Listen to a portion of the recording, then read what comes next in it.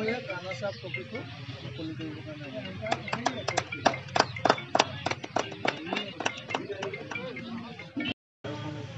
উঠি আছে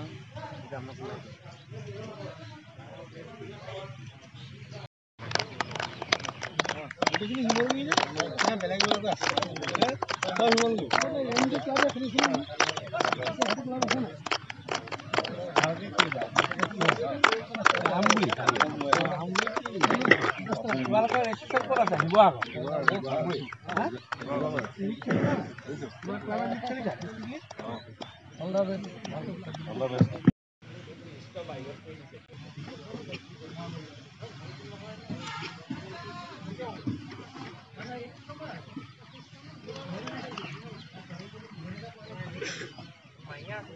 cricket club of Nazira এটা আমাৰ জিলা ক্ৰীড়া সন্থাৰে অন্তৰ্গত প্ৰিমিয়াৰ ক্লাব চেম্পিয়নশ্বিপতো অংশগ্ৰহণ কৰে, চেম্পিয়নো হৈছে তেখেতলোকৰ উদ্যোগত এই ক্ৰিকেট টুৰ্ণামেণ্টখন Dikhow challenger trophy cricket T20 cricket tournament আজিৰ পৰা অনুষ্ঠিত হৈছে আৰু ইতিমধ্যে গম পাইছে যে 16টা টিমে ইয়াত অংশগ্ৰহণ কৰিছে। অল আছাম ভিত্তিত এই খেলখন অনুষ্ঠিত কৰা হৈছে আৰু আজি এই উদ্বোধনী অনুষ্ঠান আছিল। এই উদ্বোধনী অনুষ্ঠানত অসম ক্ৰিকেট সন্থাৰ প্ৰাক্তন সভাপতি, নাজিৰা জিলা ক্ৰীড়া সন্থাৰ মাননীয় সভাপতি ৰমেন দত্ত ডাঙৰীয়া, গোপাল গগৈ জেনেৰেল ছেক্ৰেটাৰী তেখেত আছে, বাকী জিলা ক্ৰীড়া সন্থাৰ বিষয়ববীয়াসকলৰ উপস্থিতিত আজি ইনগ্ৰেশ্যন হৈছে আৰু এই ইনগ্ৰেশ্যন মেচত অংশগ্ৰহণ কৰিছে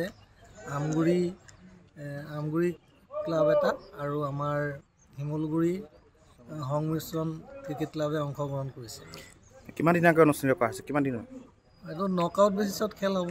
আমাৰ ধৰক আমাৰ 3 মাৰ্চৰ তাৰিখে ফাইনেল অনুষ্ঠিত হ'ব আৰু ইয়াত আপোনালোকে ট্ৰফি দেখিছে, ভাল দুটা ডাঙৰ ট্ৰফি ইয়াত অনা হৈছে।